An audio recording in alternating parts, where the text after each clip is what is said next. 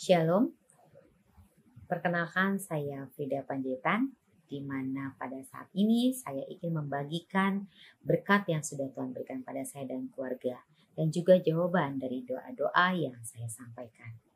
Diawali dari 3 bulan pertama pernikahan kami, di mana Tuhan belum mempercayakan seorang bayi di dalam keluarga kami. Sementara saya dan suami berasal dari suku Tapanuli, di mana seorang anak sangat penting dalam sebuah keluarga.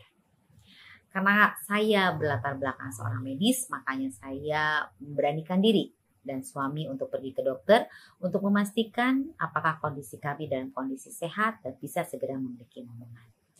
Berbagai pemeriksaan dilakukan, tetapi dokter menyatakan bahwa salah satu di antara kami memiliki hasil laboratorium yang kurang baik, sehingga harus menjalani beberapa treatment ataupun pengobatan untuk dapat menjalani program memiliki seorang anak.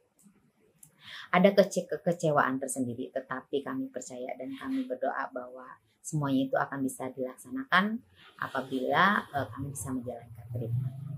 Berbagai treatment sudah dilakukan untuk 3 bulan pertama, 3 bulan kedua, sambil dalam proses treatment tersebut kami berdoa. Saya berdoa setiap malam, suami juga berdoa, bahkan saya berdoa sampai dengan menangis, memohon Tuhan supaya pengobatan ini berjalan dengan baik. Dan hasilnya tentunya baik. Tetapi dalam kenyataannya berbeda. Hasil laboratorium kami dinyatakan lebih buruk, bahkan lebih jelek daripada hasil pemeriksaan pertama. Ini membuat saya dan suami cukup kecewa. Karena kami merasa bahwa pengobatan sudah dijalankan, kami juga sudah berdoa dengan sungguh-sungguh, kami juga sudah menjalankan pola hidup sehat. Tetapi mengapa hasilnya bahkan lebih buruk daripada hasil yang pertama? 3 bulan berikut untuk ketiga kalinya pengobatan tetap dijalankan. Dan kami selalu berdoa juga setiap malam. Saya berdoa pada Tuhan, tolong ya Tuhan, tolong ya Tuhan. Tuhan memberikan keajaiban. Di bulan ke-8 saya dinyatakan positif hamil, dan ini merupakan suatu keajaiban karena berdasarkan hasil medis tentunya kami akan sangat sulit untuk memiliki seorang anak dan tentunya tidak dalam waktu dekat. Tapi itu tadi, Tuhan menjawab doa saya dan suami sehingga kami dipercayakan untuk memiliki momongan. Tapi kegembiraan kami dan ucapan syukur kami itu tidak berlangsung lama. Minggu ke-5 memasuki minggu ke-6 kehamilan saya mengalami flek dan saya harus istirahat selama 3 hari. Kemudian kami kontrol kembali kepada dokter dan dokter menyatakan bahwa saya harus dirawat di rumah sakit dan menjalani treatment. 1 kali 24 jam kami di treatment dan dokter melakukan pemeriksaan kembali, dinyatakan bahwa kandungan kami mengalami permasalahan. Bayi di dalam kandungan kami tidak berkembang dan harus segera diambil. Saat itu saya kecewa berat. Saya bertanya pada Tuhan, Tuhan kemarin Tuhan kasih cobaan bahwa hasil laboratorium tidak baik dan sangat sulit untuk memiliki momongan. Tapi Tuhan memberikan harapan. Saya dinyatakan hamil. Tapi ini tidak lama. Kemudian Tuhan ambil lagi itu dari kami. Mengapa? Mengapa, dan mengapa? Itu selalu pertanyaan saya di setiap doa-doa saya. Sangat kecewa tentu sekali. Ya. Tapi saya tetap berdoa. Tuhan tolong. Ya, Tuhan tolong jangan kecewakan saya lagi, jangan kecewakan keluarga saya lagi. Ya, dinyatakan bahwa saya tidak boleh hamil selama 3 bulan ke depan. Artinya waktu cukup panjang lagi untuk menanti kelahiran daripada seorang anak atau memiliki seorang bayi. Treatment tetap dilakukan sampai dengan di akhir tahun saya harus keluar kota karena saya harus menjalani pekerjaan saya. Kemudian saya bisa di luar kota kurang lebih 2 minggu. Kemudian saya harus kembali.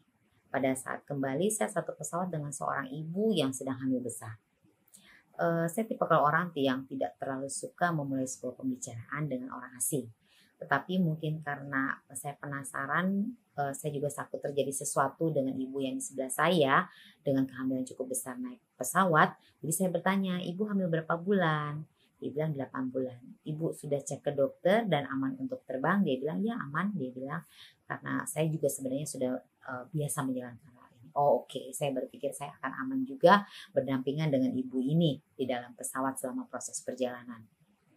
Lalu dia bertanya kepada saya, ibu hamil berapa bulan? Saya cukup kaget. Apakah saya terlihat seperti orang hamil? Ya. Kemudian saya mengingat-ingat bahwa hasil lab terakhir menyatakan kurang baik.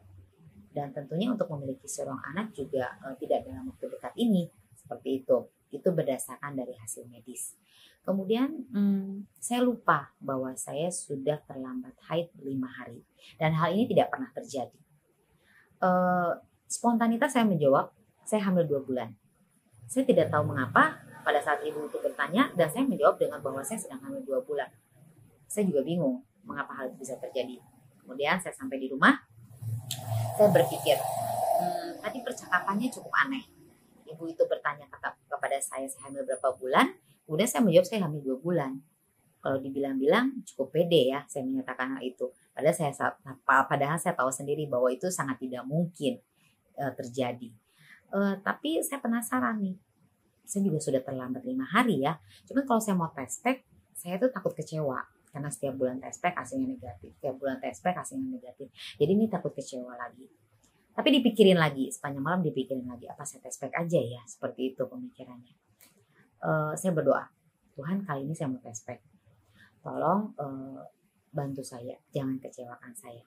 Tolong hasilnya jangan mengecewakan. Kemudian besok pagi saya melakukan tes pack dan hasilnya ternyata dinyatakan saya positif hamil. Kemudian saya pergi ke dokter dan menjalankan beberapa treatment agar bayi dalam kandungan dalam kondisi baik. Puji Tuhan. Terima kasih Tuhan karena Tuhan jawab doa kami. Kalau dari segi medis dinyatakan bahwa mungkin saya akan lama sekali untuk memiliki seorang anak karena hasil yang kurang baik. Tapi kembali bahwa rencana manusia bukan merupakan rencana Tuhan. Kita berencana, tapi Tuhan memiliki rencana yang lebih indah. Ya, mungkin Tuhan memiliki rencana yang lebih indah. Mungkin Tuhan ingin menyiapkan hati saya, ingin menyiapkan saya agar saya mungkin siap untuk menjadi seorang ibu. Tidak terburu-buru. Itu adalah mungkin rencana Tuhan sehingga mungkin setelah beberapa kali menjalani treatment baru saya bisa menyatakan positif. Itu adalah jawaban dari sebuah doa, jawaban dari sebuah penantian yang cukup panjang yang Tuhan berikan kepada saya dan juga keluarga. Tuhan itu baik. Keajaibannya selalu tidak terduga. Demikian berkat-berkat yang Tuhan berikan kepada saya dan keluarga yang bisa saya bagikan kepada saudara-saudara sekalian, dan kami harapkan ini juga terjadi kepada Anda, kepada saudara-saudara terkasih. Sekian dan terima kasih. Tuhan Yesus memberkati.